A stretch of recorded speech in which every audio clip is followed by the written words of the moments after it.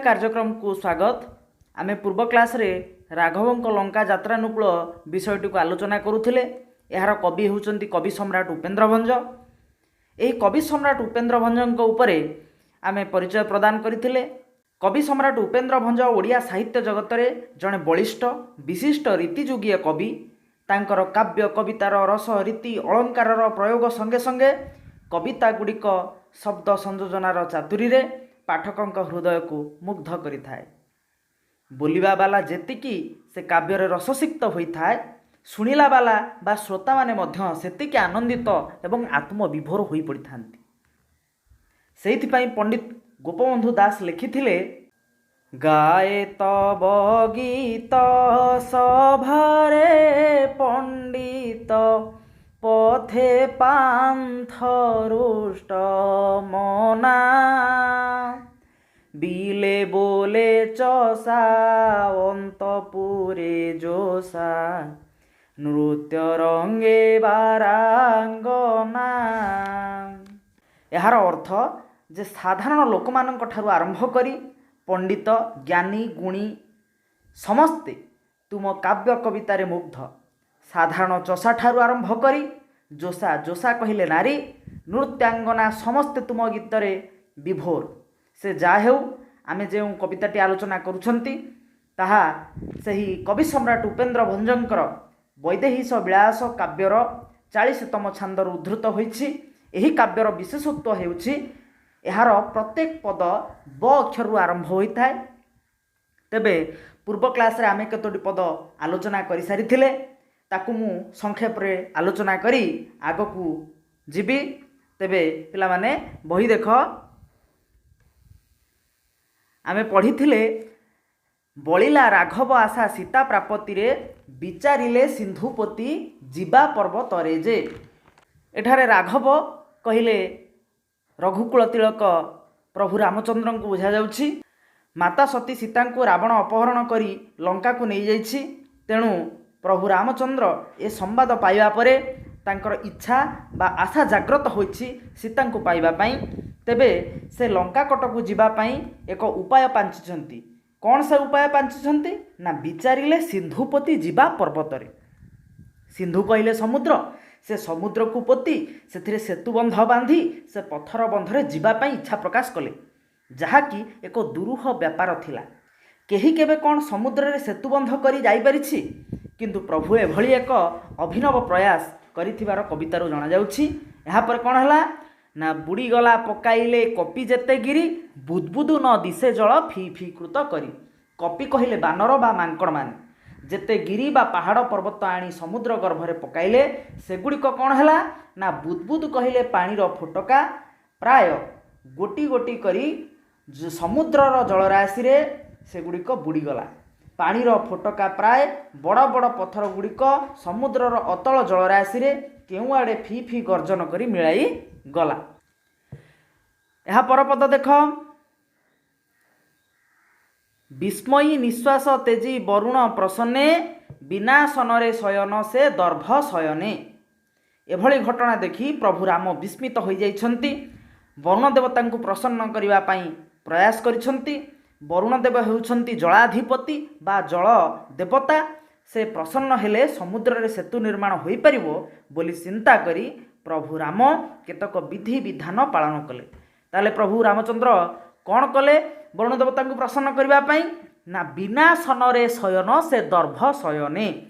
विनाशन कहले बिना युक्त असन समान हला विनाशन। असनर अर्थ भोजन, विनाशन कहले बिना भोजन बा अनाहार रे प्रभु रामचंद्र कौन कले ना से शयन से दर्भ शयने। शयन कले केउठी शयन कले ना दर्भ शयने। एठारे दर्भ कहिले कुश, शयने कहिले शज्या। ताले प्रभु अनाहार रे रही कुश शज्यारे सोई वरुण देवता को प्रसन्न करिवा पई अन्नसन्न आरंभ कले। आमे एतिकी पर्यंत पूर्व क्लास रे आलोचना करिथिले। परवर्ती पद आमे आलोचना करिवा। पिला माने तुम सब देख, बुद्धे शुण अन्य प्रसंग को दस शिर ବରଗିଲା ସେ ସୁକ ସାରଣ କରି ଚାର ଯେ ବିଭୀଷଣେ କହ ଜ୍ୟେଷ୍ଠ ଭ୍ରାତା ପିତା ସରି ବୁଝି ନ ବୁଝି କୋ ପିତା ବାଣୀ ପିତା କରି ଯେ। ପିଲାମାନେ ଦେଖ, ବୁଦ୍ଧେ କହିଲେ ହେ ବିଜ୍ଞ ପଣ୍ଡିତମାନେ, ତୁମେମାନେ ରାମଙ୍କର ପ୍ରସଙ୍ଗରେ ତ ଶୁଣୁଥିଲ, ଏବେ ଅନ୍ୟ ଏକ ପ୍ରସଙ୍ଗ କଥା ଶୁଣ। ଯେମିତି ନାଟକରେ ଗୋଟିଏ ପଟେ ପରିବାରର ଖୁସି ଦେଖାଇଲା ବେଳେ ଅନ୍ୟପଟେ ଶତ୍ରୁମାନଙ୍କର ଷଡ଼ଯନ୍ତ୍ର କଥା ଦେଖାଏ। ଆମେ ସବୁ ଦେଖିଛନ୍ତି ନାଟକ, ଗୋଟେ ପଟେ ନାୟକ ନାୟିକା ଏବଂ ଅନ୍ୟପଟେ ଖଳନାୟକର ଷଡ଼ଯନ୍ତ୍ର। ସେହିଭଳି ଭାବରେ ଗୋଟିଏ ପଟେ ରାମଚନ୍ଦ୍ରଙ୍କର କଥା କହିଲା ବେଳେ ଅପର ପକ୍ଷରେ ଦଶାନନ ରାବଣ କଥା କୁହାଯାଇଛି। ଏଠାରେ କବି ରାମଙ୍କ ପ୍ରସଙ୍ଗ ଦେଖାଇ ସାରିବା ପରେ ପଣ୍ଡିତମାନଙ୍କୁ ଅନ୍ୟ ଏକ ପ୍ରସଙ୍ଗ କଥା ଶୁଣେଇଛନ୍ତି। କାହା କଥା ଶୁଣେଇଛନ୍ତି ନା ଦଶଶିର କଥା ଶୁଣେଇଛନ୍ତି। ଦଶଶିର କହିଲେ ରାବଣ, କାରଣ ତାର 10ଟି ଶିର ବା ମୁଣ୍ଡ ରହିଛି। ତେବେ ଏଠାରେ କବି ନାଟକୀୟ ଢଙ୍ଗରେ କବିତାକୁ ବର୍ଣ୍ଣନା କରିଛନ୍ତି। ସେ ଜଣାଇଛନ୍ତି, ହେ ବିଜ୍ଞମାନେ, ତୁମେ ରାମଙ୍କର ସେତୁବନ୍ଧ ପ୍ରସଙ୍ଗରେ ତ ଶୁଣିଲ, ଏବେ ରାବଣ ପ୍ରସଙ୍ଗରେ ଶୁଣ। ସେ ରାମଚନ୍ଦ୍ରଙ୍କୁ ହରାଇବା ପାଇଁ କିଭଳି ଷଡ଼ଯନ୍ତ୍ର ରଚନା କରିଛି ସେ ବିଷୟରେ ଆଲୋଚନା କରାଯାଇଛି। ରାବଣ ଜଣେ ବିଜ୍ଞ ବେଦଜ୍ଞ ବ୍ରାହ୍ମଣ, କାରଣ ତାର ପିତା ଥିଲେ ବିଶ୍ରବା ଋଷି। ସେ ମଧ୍ୟ ଜଣେ ରାକ୍ଷାସ ଅଂଶୀ, ତାର ମଧ୍ୟ ରାକ୍ଷାସ ପ୍ରବୃତ୍ତି ଥିଲା, କାରଣ ତାର ମା ଥିଲେ ନିକଷା। ସେ ନିକଷା ଜଣେ ରାକ୍ଷାସୀ ଥିଲେ। ଏପଟେ ବ୍ରାହ୍ମଣର ଜ୍ଞାନ, ସେପଟେ ରାକ୍ଷାସର ଶକ୍ତିକୁ ନେଇ ରାବଣ ତ୍ରିପୁର ବିଜୟୀ ଥିଲା। ସେଥିପାଇଁ କୁହାଯାଏ, ବ୍ରାହ୍ମଣର ତତ୍ତ୍ୱମାନ ପୁରାଣ ଓ ଶାସ୍ତ୍ର ଜ୍ଞାନ, ରାଜନୀତି କୂଟନୀତି ରଣ କୌଶଳେ, ଋକ ସାମ ଯଜୁର୍ବେଦ ଅଥର୍ବ ଓ ଆୟୁର୍ବେଦ, ସର୍ବକ୍ଷେତ୍ରେ ବିଂଶ ବାହୁ ଅଟେ ନିପୁଣ, ସହଜେ ସେ ଦୈତ୍ୟ ନନ୍ଦନ, ମାୟା ଶକ୍ତି ବଳେ ଗ୍ରାସେ ତିନି ଭୁବନ। ଏହାର ଅର୍ଥ, ରାବଣ ସର୍ବଶାସ୍ତ୍ରରେ ପଣ୍ଡିତ ଥିଲା। ତାପରି ଜଣେ ପଣ୍ଡିତ ଏ ଚରାଚର ବିଶ୍ୱ ବ୍ରହ୍ମାଣ୍ଡରେ କେହି ନଥିଲେ। ରାବଣ ଯେ ଜଣେ ବଳିଷ୍ଠ ଜ୍ଞାନୀ, ଏକଥା ଭଗବାନ ରାମଙ୍କୁ ଭଲ ଭାବରେ ଜଣାଥିଲା। ରାମ ରାବଣ ଯୁଦ୍ଧର ଶେଷରେ ଯେତେବେଳେ ରାବଣକୁ ଅସ୍ତ୍ରାଘାତ ହୋଇଛି ଓ ସେ ମୁମୂର୍ଷୁ ଅବସ୍ଥାରେ ରଣକ୍ଷେତ୍ରରେ ମୃତ୍ୟୁ ସହ ସଂଗ୍ରାମ କରୁଛି, ଠିକ୍ ସେତିକି ବେଳେ ରାମଚନ୍ଦ୍ର ଲକ୍ଷ୍ମଣଙ୍କୁ ରାବଣଙ୍କ ନିକଟକୁ ଜ୍ଞାନ ଆହରଣ କରିବା ପାଇଁ ପଠାଇଛନ୍ତି। ଏ କଥା ଶୁଣି ଲକ୍ଷ୍ମଣ ଆଶ୍ଚର୍ଯ୍ୟ ହୋଇଯାଇଛନ୍ତି।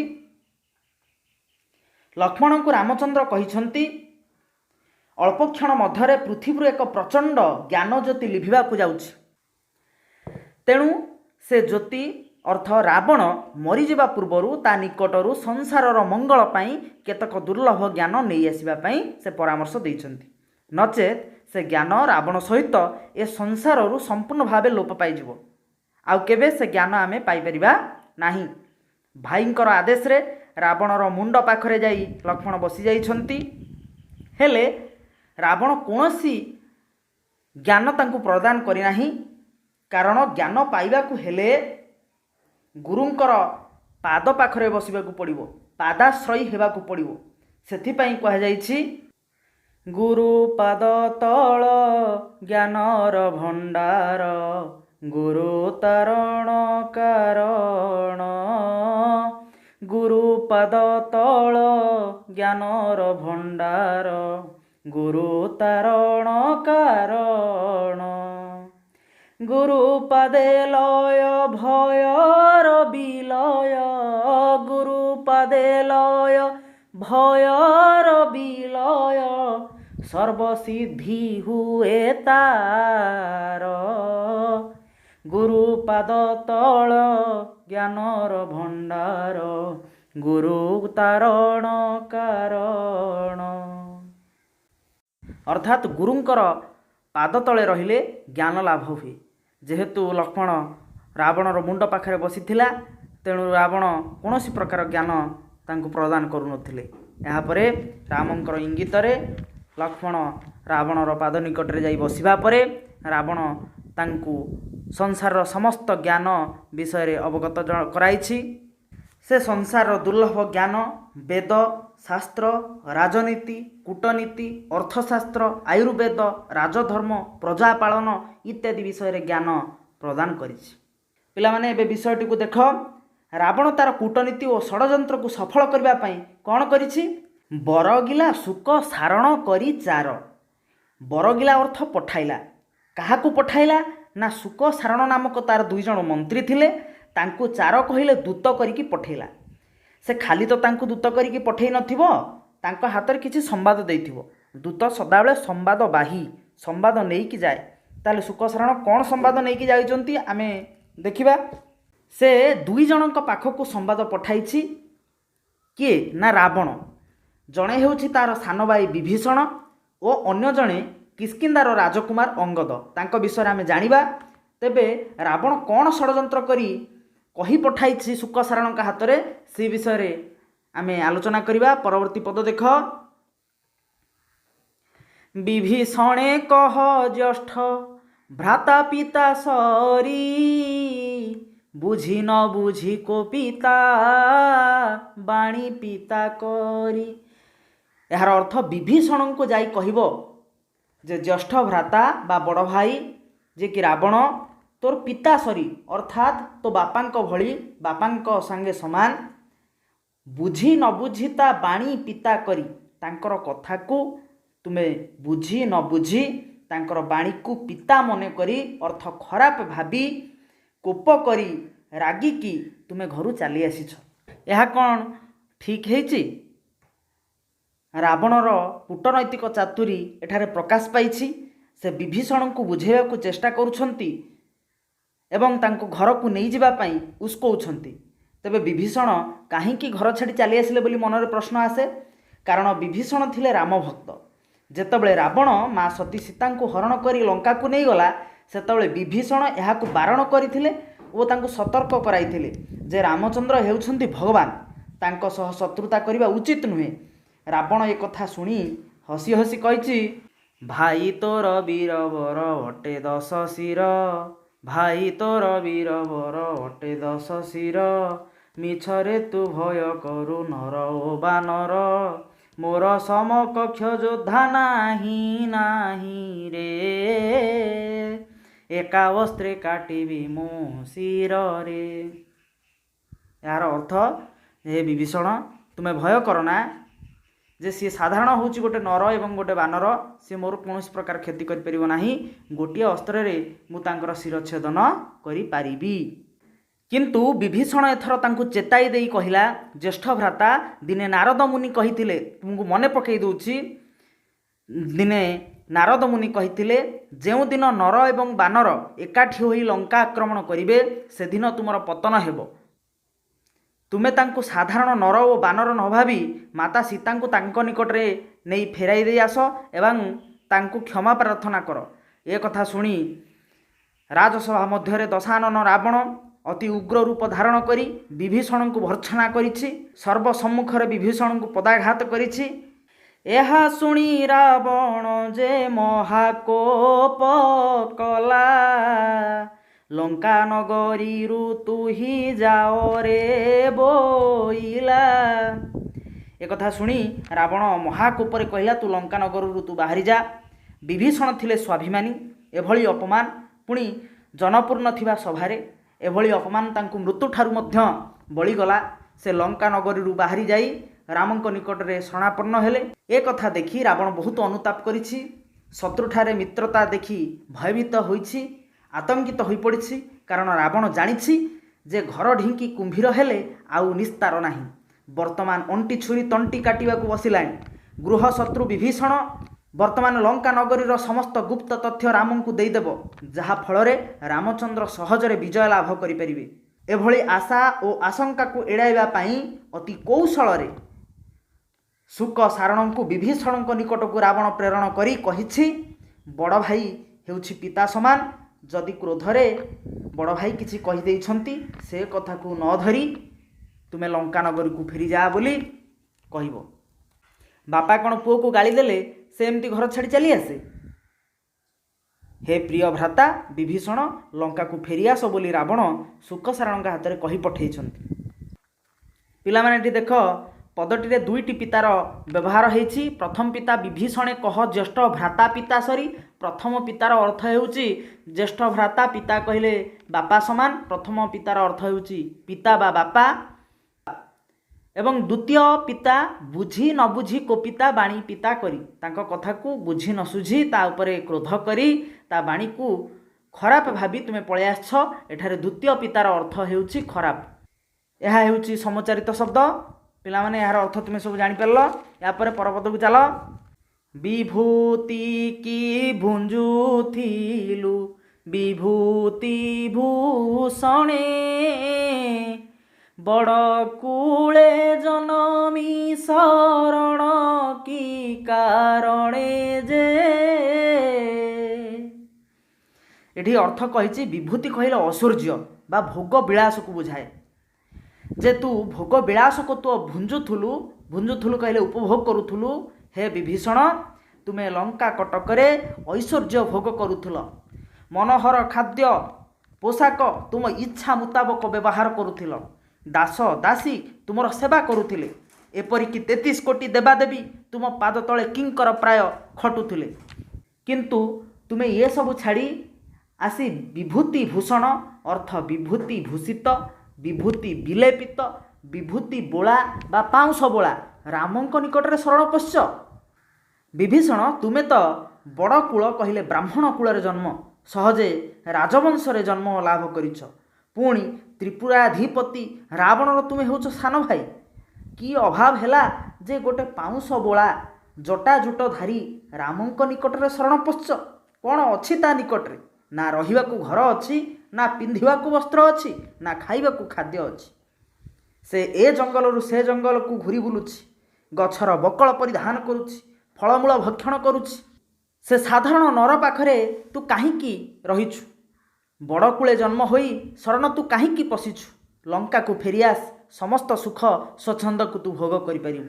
ଏଭଳି ଭାବେ କୂଟଚକ୍ରରେ ନିପୁଣ ଥିବା ରାବଣ ତାର ସାନ ଭାଇ ବିଭୀଷଣକୁ ଫେରାଇ ଆଣିବା ପାଇଁ ଚକ୍ରବ୍ୟୁହ ରଚନା କରି ଶୁକସାରଣଙ୍କ ହାତରେ ବାର୍ତ୍ତା ପଠାଉଛି। ପୁଣି ଅଙ୍ଗଦ ପାଖକୁ ମଧ୍ୟ ଲେଖିଛି। କ'ଣ ଲେଖିଛି? ବୋଲ ଅଙ୍ଗଦକୁ ପିତା ଶତ୍ରୁଭକ୍ତି ପୁଣ୍ୟ, ବାଦର ଚାଇ ପିତୃବ୍ୟ ବାହୁଳା ଅସୈନ୍ୟ। ଅଙ୍ଗଦ ଯେ କି କିଷ୍କିନ୍ଧା ରାଜକୁମାର, ସେ ତାଙ୍କର ସୈନ୍ୟବଳ ଧରି ରାମଙ୍କୁ ଲଙ୍କା ଆକ୍ରମଣରେ ସାହାଯ୍ୟ କରିଛନ୍ତି। ଏ କଥା ଜାଣି ରାବଣ ଷଡ଼ଯନ୍ତ୍ର ରଚନା କରିଛି। ଶୁକସାରଣଙ୍କ ହାତରେ ଅଙ୍ଗଦଙ୍କ ନିକଟକୁ ବାର୍ତ୍ତା ପ୍ରେରଣ କରି କହିଛନ୍ତି ଯେ ହେ ଅଙ୍ଗଦ, ତୁମେ ତୁମର ପିତାର ଶତ୍ରୁକୁ ଭକ୍ତି କରୁଛ। ତେବେ ଅଙ୍ଗଦର ପିତା ହେଉଛନ୍ତି କିଏ? ନା ବାଳୀ। ଅଙ୍ଗଦ ବାଳୀଙ୍କର ପୁତ୍ର। ତେବେ ବାଳୀଙ୍କର ଶତ୍ରୁ କିଏ? ନା ସୁଗ୍ରୀବ ଓ ରାମଚନ୍ଦ୍ର। ତେବେ ରାବଣ କହିଛି ଯେ ଅଙ୍ଗଦ ତୋର ପିତାର ଶତ୍ରୁ ଯିଏ ସୁଗ୍ରୀବ ଓ ରାମ, ତୁ ତାଙ୍କୁ ପୁଣି ଭକ୍ତି କରୁଛୁ, ସେଥିରେ ତୋତେ କି ପୁଣ୍ୟ ମିଳିବ? ତେବେ ମନରେ ପ୍ରଶ୍ନ ଉଠେ, ସୁଗ୍ରୀବ ଓ ରାମ ବାଳୀଙ୍କର ଶତ୍ରୁ କିଭଳି ଭାବରେ ହେଲେ? ତେବେ ଶୁଣ ପିଲାମାନେ, ବାଳୀ ଓ ସୁଗ୍ରୀବ ଦୁଇ ଭାଇ ଥିଲେ। ବାଳୀ କିଷ୍କିନ୍ଧାର ରାଜା ଥିଲା। ବାଳୀ ବହୁତ ବଳଶାଳୀ ଥିଲେ। ତାଙ୍କ ସମ୍ମୁଖକୁ ଯେ ଯୁଦ୍ଧ କରିବାକୁ ଯିବ ତାର ଅଧା ଶକ୍ତି ବାଳୀକୁ ପ୍ରାପ୍ତ ହୋଇଯିବ, ବାଳୀ ଶରୀରରେ ମିଶିଯିବ। ଏମିତିକି ବାଳୀ ମଧ୍ୟ ରାବଣକୁ ତା କାଖରେ ଜାକି 7 ସମୁଦ୍ର ତର୍ପଣ କରୁଥିଲେ। ଏଭଳି ଏକ ସମୟ ଦିନେ ବାଳୀ ଓ ଗୋଟିଏ ରାକ୍ଷସ, ତାର ନାଁ ହେଉଛି ମାୟାବୀ, ମଧ୍ୟରେ ଘମାଘୋଟ ଯୁଦ୍ଧ ହେଲା। ମାୟାବୀ ଗୋଟିଏ ଗୁମ୍ଫା ମଧ୍ୟରେ ପଶିଗଲା। ତାପରେ ବାଳୀ ମଧ୍ୟ ସେ ଗୁମ୍ଫାରେ ପ୍ରବେଶ କଲେ ଓ ସାନ ଭାଇ ସୁଗ୍ରୀବକୁ କହିଲେ, ତୁ 15 ଦିନ ଯାଏ ଏ ଗୁମ୍ଫା ଆଗରେ ଜଗି ରହିବୁ। ଯଦି ମୁଁ 15 ଦିନ ମଧ୍ୟରେ ଏ ଗୁମ୍ଫାରୁ ନ ଫେରେ, ତେବେ ତୁ କିଷ୍କିନ୍ଧା ଫେରିଯାଇ ରାଜକାର୍ଯ୍ୟ ତୁଲାଇବୁ। ତେଣୁ ସୁଗ୍ରୀବ ଗୁମ୍ଫା ଦ୍ୱାରରେ ଜଗି ବସିଲେ। 15 ଦିନ ପାର ହୋଇ ଅନେକ ଦିନ ବିତିଗଲା। ବାଳୀ ଆଉ ଗୁମ୍ଫାରୁ ଫେରିଲେ ନାହିଁ। ତେଣୁ ସୁଗ୍ରୀବ ଭାବିଲେ ବୋଧ ସେ ମାୟାବୀ ରାକ୍ଷସ ବାଳିକୁ ବଧ କରିଦେଇଛି। ତେଣୁ ସେ ଏକ ବିରାଟ ପଥର ସେ ଗୁମ୍ଫା ଦ୍ୱାରରେ ଥୋଇଦେଲା, ଯେପରି ସେ ମାୟାବୀ ରାକ୍ଷସ ଆଉ ପଦାକୁ ବାହାରି ପାରିବ ନାହିଁ। ଏହାପରେ ସେ କିଷ୍କିନ୍ଧା ରାଜକାର୍ଯ୍ୟ ପରିଚାଳନା କରିବା ପାଇଁ ଚାଲିଗଲେ। ବହୁତ ଦିନ ୟା ମଧ୍ୟରେ ବିତି ଯାଇଥିଲା। ସେପଟେ ବାଳି ରାକ୍ଷସକୁ ମାରି ଆସି କିଷ୍କିନ୍ଧାରେ ପହଞ୍ଚିଲେ। ହଠାତ୍ ସୁଗ୍ରୀବଙ୍କୁ ରାଜ ଆସନରେ ବସିଥିବାର ଦେଖି ବାଳି କ୍ରୋଧରେ ଜର୍ଜରିତ ହୋଇ ତାଙ୍କୁ ଅନେକ ଭର୍ତ୍ସନା କରି କହିଲା, ରେ ବିଶ୍ୱାସଘାତକ, ମୁଁ ତୋତେ ଦ୍ୱାରରେ ଜଗାଇ ବସାଇଥିଲି, ହେଲେ ତୁ କ'ଣ କଲୁ? ଦ୍ୱାରରେ ପଥର ବନ୍ଦ କରି ଆସି ଏଠି ରାଜସିଂହାସନରେ ବସି ଐଶ୍ୱର୍ଯ୍ୟ ଭୋଗ କରୁଛୁ। ଏହା କହି ସୁଗ୍ରୀବକୁ କିଷ୍କିନ୍ଧାରୁ ସେ ବିତାଡ଼ିତ କରିଦେଲା। ବିନା ଦୋଷରେ ଦୋଷୀ ହୋଇ ସୁଗ୍ରୀବ ବାଳି ସହ ଅନେକ ଥର ଯୁଦ୍ଧ କଲେ, ହେଲେ ସେ ରାଜ୍ୟରେ ରହିବା ପାଇଁ ସ୍ଥାନ ତ ମିଳିବା ଦୂରର କଥା, ବାଳିର ଆକ୍ରମଣ ହାତେ ସୁଗ୍ରୀବ ଜୀବନ ବିକଳରେ ସେଠାରୁ ସେ ପଳାଇଗଲେ। ବାରମ୍ବାର ବାଳି ନିକଟରେ ହାର ମାନି ଅନ୍ୟ ଉପାୟ ନ ପାଇ ରାମଙ୍କର ଶରଣ ପଶିଲେ। ଫଳରେ ରାମ ବାଳିକୁ ବଧ କରି ସୁଗ୍ରୀବଙ୍କୁ ତାଙ୍କ ରାଜ୍ୟ ଫେରାଇ ଦେଇଥିଲେ। ସେହି ବାଳିଙ୍କର ପୁତ୍ର ଥିଲା ଅଙ୍ଗଦ। ତେଣୁ ପିତାଙ୍କର ଶତ୍ରୁ କହିଲେ ରାମ ଓ ସୁଗ୍ରୀବଙ୍କୁ ଏଠାରେ ବୁଝାଉଛି। ଏ କଥା ରାବଣ ଜାଣିଥିଲା। ନିଜର କୂଟନୀତି ବଳରେ ସେ ଅଙ୍ଗଦକୁ ଉତ୍କ୍ଷିପ୍ତ କରିବାକୁ ଚାହୁଁଥିଲା। ତେଣୁ ସେ ଶୁକସାରଣଙ୍କୁ କହିଲା ଯେ ତୁମେ ଯାଇକି କହିବ, ବୋଲ ଅଙ୍ଗଦକୁ ପିତା ଶତ୍ରୁ ଭକ୍ତି ପୁଣ୍ୟ, ବାଦ ରଚାଇ ପିତୃବ୍ୟ ବାହୁଡ଼ା ଓ ସୈନ୍ୟ। ଅଙ୍ଗଦକୁ କୁହ ପିତୃହନ୍ତା ରାମ ସହ ମିତ୍ରତା ନ କରି ପ୍ରତିଶୋଧ ନେଉ। ଆଉ କ'ଣ କରୁ ନା ବାଦ ରଚାଉ, କହିଲେ ଝଗଡ଼ା କରୁ। କାହା ସହିତ ଝଗଡ଼ା କରୁ ନା ପିତୃବ୍ୟ ସହ। ପିତୃବ୍ୟ କହିଲେ ବାପାଙ୍କର ସାନ ଭାଇ ବା ଆମେ ଯାହାଙ୍କୁ ଦାଦା ବୋଲି କହୁଛନ୍ତି ତାକୁ ବୁଝାଏ। ତେବେ ଅଙ୍ଗଦର ଦାଦା କିଏ ନା ସୁଗ୍ରୀବ। ତେଣୁ ସେ ପିତୃବ୍ୟ ସହ ବାଦ ରଚନା କରି ଅର୍ଥ ସୁଗ୍ରୀବଙ୍କ ସହିତ ଝଗଡ଼ା କରି ନିଜର ସୈନ୍ୟ ସାମନ୍ତ ଧରି କିଷ୍କିନ୍ଧା ଫେରିଯାଉ। ଏଥିରେ ରାବଣର କୂଟନୈତିକ ଷଡ଼ଯନ୍ତ୍ର ଲୁଚି ରହିଛି ଯେ ଯଦି ଅଙ୍ଗଦ ତାର ସୈନ୍ୟଙ୍କୁ ଧରି କିଷ୍କିନ୍ଧା ଫେରିଯାଉଛି, ତେବେ ରାମଙ୍କର ସୈନ୍ୟ ଶକ୍ତି କ୍ଷୟ ହେବ ଓ ଆମେ ଏଥିରେ ସହଜରେ ବିଜୟ ଲାଭ କରିପାରିବା। ଏହି ଦୁଇ ଜଣଙ୍କ ନିକଟକୁ ରାବଣ ଶୁକସାରଣଙ୍କ ହାତରେ ବାର୍ତ୍ତା ପଠାଇଛି। ଦେଖିବା ପରବର୍ତ୍ତୀ ସମୟରେ କ'ଣ ହେଉଛି। ଆଜି ପାଇଁ ଏତିକି। ପୁଣି ପର କ୍ଲାସ୍ରେ ଅନ୍ୟ ପଦଗୁଡ଼ିକ ପଢ଼ିବା। ରାବଣ ତାର ଷଡ଼ଯନ୍ତ୍ରରେ ସଫଳତା ଲାଭ କରୁଛି ନା ସେ ବିଫଳତା ଲାଭ କରିଛି। ଧନ୍ୟବାଦ।